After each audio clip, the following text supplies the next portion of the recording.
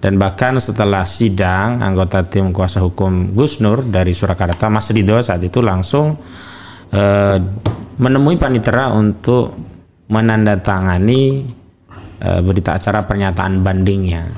Dan untuk membuktikan Gus Nur dan Bambang tadi mengedarkan kabar bohong ijazah palsu, maka jaksa harus menghadirkan ijazah aslinya, baik ijazah SD, SMP, SMA, juga S1 Jokowi dari UGM. Jadi ini bukan pengadilan hukum, tapi pengadilan politik. Tetaplah berjuang dan sebarkan video ini. Allahu Akbar. Assalamualaikum warahmatullahi wabarakatuh. Oleh karena itu, dengan pidana penjara termasuk pidana dengan pidana penjara selama 6 tahun. Jadi saya ingin tegaskan, ini adalah kasus politik, bukan kasus hukum. Saya ingin tegaskan, Gus Nur tidak melanggar hukum, tetapi Gus Nur memiliki pandangan dan sikap politik yang berbeda dengan rezim.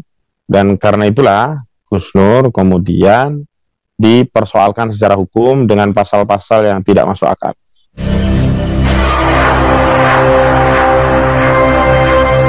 Pernyataan banding sudah dilakukan, tapi memori bandingnya itu sudah disampaikan belum? Jelaskan kepada publik, banding itu berapa hari, memori banding itu berapa hari, apa isinya memori banding itu? Silakan. Ya, bro. Jadi begini, pertama tanggal 18 April 2023 yang lalu kan Hakim di Pengadilan Negeri Surakarta telah memvonis Gus Nur dan dinyatakan bersalah, terbukti secara sah dan meyakinkan melanggar ketentuan pasal 14 ayat 1 Undang-Undang Nomor 1 Tahun 1946 tentang mengedarkan kabar bohong yang menerbitkan keonaran di kalangan rakyat dan kemudian memberikan vonis 6 tahun. Dan memang dalam ketentuan hukum acara terhadap putusan tersebut, para pihak baik jaksa penuntut umum maupun kuasa hukum dan juga terdakwa dapat mengajukan pilihan untuk upaya hukum lebih lanjut, yakni banding dalam waktu 7 hari. Nah, saat itu kami memang sejak putusan itu dibacakan di sebuah sidang yang terbuka untuk umum, kami langsung mengajukan banding begitu, dan bahkan setelah sidang mengajukan pernyataan banding. Ya. Dan bahkan setelah sidang, anggota tim kuasa hukum Gus Nur dari Surakarta, Mas Ridho saat itu langsung menemui panitera untuk menandatangani berita acara pernyataan bandingnya. Oke, gitu. jadi langsung hari itu juga. Hari itu juga. Maksimalnya 7 hari. 7 hari. 7 hari itu 7 hari ya, bukan hari kerja ya, hari ya. Hari. Ya. Dan saat itu kan karena dihadiri langsung, jadi ya berlaku sejak putusan itu dibacakan. Ya. Namun memang akta itu baru diterima oleh tim kami kira-kira 4 hari yang lalu begitu, dan kemudian kami berencana mengajukan memori banding Jumat besok lah. Ini hari Selasa, Rabu, Kamis saya berangkat ke Solo, Jumat itu kita serahkan dan nanti akan dikeluarkan akta penerimaan memori banding. Diserahkan melalui Pengadilan Negeri ya? Ya, Pengadilan Negeri Surakarta. Nah, akta itu ditujukan kepada Pengadilan Tinggi Semarang melalui Pengadilan Negeri Surakarta. Yang intinya tentu alasan dan dasar-dasar pengajuan banding itu sendiri terhadap putusan yang telah dibacakan oleh Hakim Pengadilan Negeri Surakarta. Begitu, Bang. Oke, jadi intinya adalah kalau banding itu pernyataan banding dibatasi 7 hari. Ya. Tapi menyampaikan memori banding itu nggak ada aturannya. Tidak diatur, dan biasanya dalam waktu tertentu panitera akan melakukan pemberkasan yang namanya imza gitu ya. Nah, saat pemberkasan itu dia akan mengirimkan surat, memberikan kesempatan pada pembanding untuk mengirimkan memori banding. Nah, pada saat mengirimkan surat pemberitahuan bahwa banding diterima dan diminta untuk membuat memori banding, tapi pembanding mengabaikan atau tidak menggunakan haknya, maka berkas itu tetap akan dikirim ke pengadilan tinggi. Ini kan masih judek faksi, sehingga kalau judek faksi itu pada lahannya masih tetap fakta-fakta persidangan, sehingga memori banding itu sifatnya alternatif, sifatnya option, beda dengan kasasi, judek juris. Kalau kasasi memang wajib mengajukan memori kasasi, begitu, Bang. Jadi memori banding itu bisa disampaikan, bisa enggak ya? Oke, apalagi kontra memori banding tambah lagi ya. Oke, tapi ini lawyer menyiapkan memori banding ya, karena kan walaupun ini kan bukan terkait dengan penerapan hukum yang salah, tapi judek faksinya sendiri menyatakan. Jadi judek faksi itu fakta, saudara sekalian ya. Jadi kita paham ya begitu. Masih bicara fakta. Masih bicara fakta hukum yang menurut lawyer, fakta hukumnya justru tidak terbukti. Iya. Oke, daripada saya yang menceritakannya, mungkin bisa diceritakan lebih lanjut apa saja isi dari memori banding yang sudah di halamannya dulu berapa halaman? Kira-kira? Halamannya sih kira-kira 30-an halaman. 30-an halaman ya, tidak terlalu tebal. Tidak terlalu tebal. Tapi yang paling penting intinya. Ya. Berapa poin yang disampaikan? 2 poin utama ya. 2 poin utama. Yang pertama bahwa peristiwa hukum yang dilakukan Gus Nur itu tidak tepat kalau kemudian dianggap menyebarkan kabar bohong yang menerbitkan keonaran. Karena sebenarnya ada 2 peristiwa hukum yang berbeda. Iya. Pertama, peristiwa hukum tentang ijazah palsu yang dibuat oleh Bambang Tribulyono melalui 2 hal. Ya. Pertama melalui tulisan, melalui buku Jokowi Undercover 2 ya, lelaki berjasa palsu. Ya. Yang kedua melalui pernyataan-pernyataan Bambang Tribulyono yang memang berulang kali menyampaikan bahwa ijazah Joko Widodo itu palsu baik SD, SMP hingga S1. Ya. Dan itu sudah confirm itu adalah peristiwa Di banyak tempat ya. ya, perbuatan yang bisa dinisbatkan, dan memang bukan dinisbat, itu adalah perbuatan Bambang Tribulyono. Sementara Gus Nur, peristiwa hukumnya kan dia melakukan mubahalah, memverifikasi kebenaran kabar yang disampaikan oleh Bambang Tribulyono sehubungan dengan kabar ijazah palsu, apakah benar atau tidak. Bedanya kalau Bang RH kan memverifikasinya kan dengan teknik jurnalisme. Kalau saya memverifikasi secara hukum di pengadilan. Nah, Gus Nur ini punya cara tersendiri untuk memverifikasi itu, yakni melakukan mubahalah. Nah, membimbing mubahalah.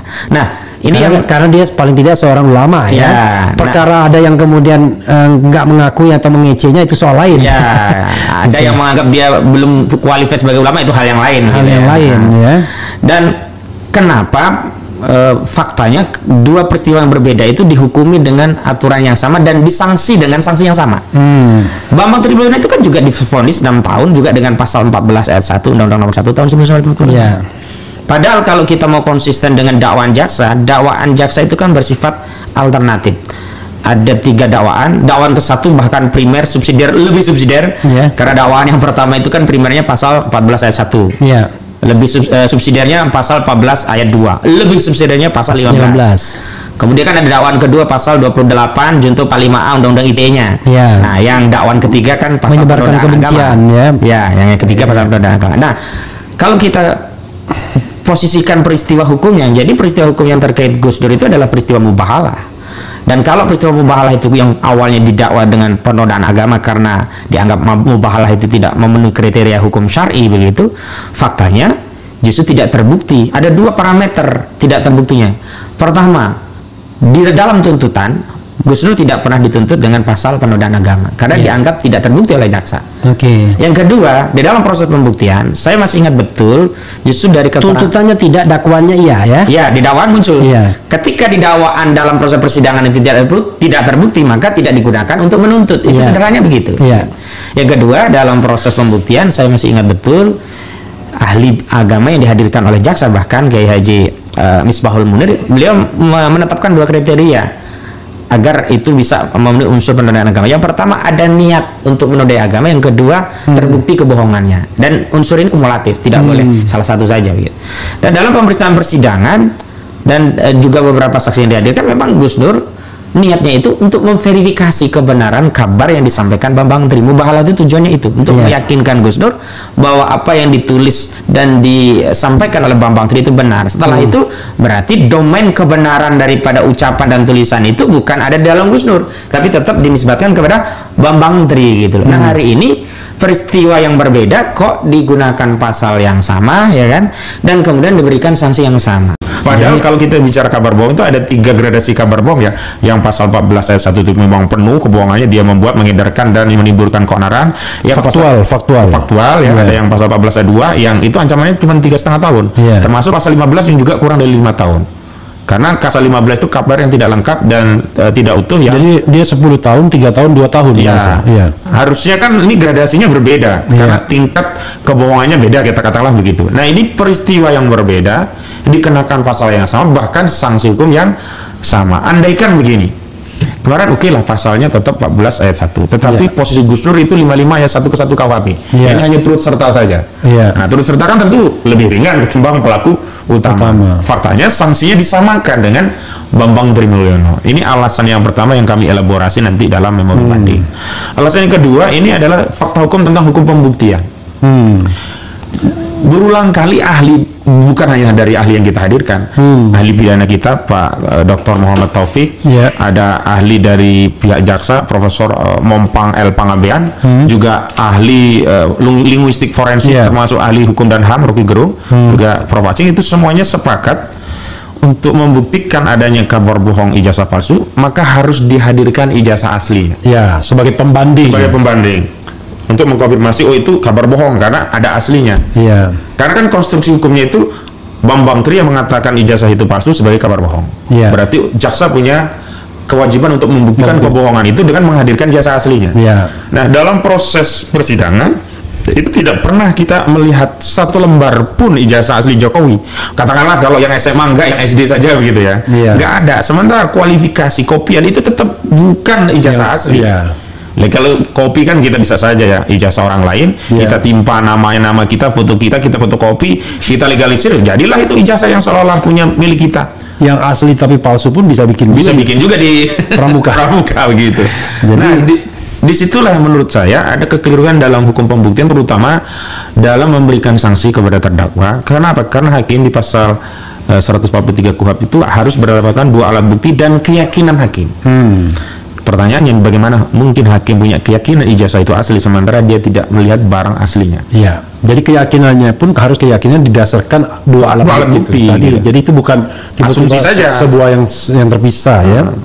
Jadi kualifikasi keyakinan hakim itu hampir sama dengan Dodo Baidowi, yang saksi lainnya. Ketika saya tanya, dari mana Anda meyakini jasa Jokowi asli? Masa? Kan biasa kan, masa dia bisa jadi wali kota nggak asli? Masa dia menjadi gubernur? Dan saya tanyakan saat itu, JS Saragi, Jorpinus Saragi itu Bupati Simalungun naik ke Pilgub, itu batal karena baru ketahuan ijazahnya palsu. Ini kan problemnya bukan lolos atau tidak, ketahuan atau tidak gitu. Jadi tidak bisa kita punya keyakinan kalau orang itu jadi gubernur dari ijazahnya asli, bahwa dia terpilih, tapi kalau ijazahnya asli ya masih harus diverifikasi lagi. Dan cara memverifikasi keaslian ijazah itu bukan melalui pemilu, tapi melalui menghadirkan ijazah aslinya. Itu yang pertama, tidak ada ijazah aslinya. Yang kedua, memang Dr. Muhammad Taufik itu sempat memberikan second opinion, ya, argumentasi lain untuk membuktikan, yaitu dengan dihadirkan dokumen lain yang bisa membuktikan keaslian ijazah itu. Nah, dokumen lain itu yang dimaksud Pak Taufik itu adalah hasil laboratorium forensik yang menyatakan bahwa ijazah Jokowi itu sudah diperiksa oleh lab 4 dan identik sesuai dengan aslinya. Ini juga bukti laboratorium forensik tidak dihadirkan. Nah, di titik itu ini berarti ada problem dalam memutus perkara karena keyakinan itu tidak didasarkan dengan dua alat bukti. Bahkan keyakinan dibangun dengan asumsi. Padahal kan kita mengenal ada gium yang sangat terkenal ya di kalangan hakim itu kan lebih baik ya membebaskan 1000 orang yang bersalah ketimbang menghukum seorang yang tidak bersalah.